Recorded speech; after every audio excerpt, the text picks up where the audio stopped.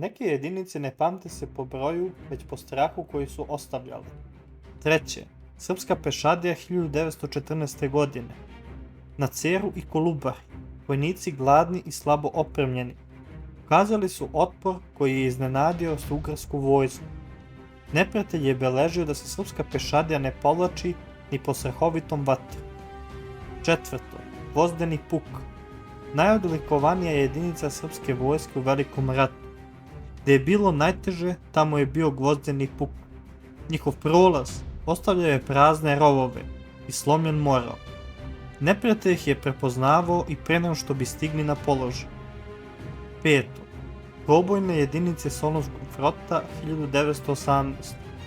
Kada je srpska vojska krenula u juriš, front se raspao za nekoliko dana.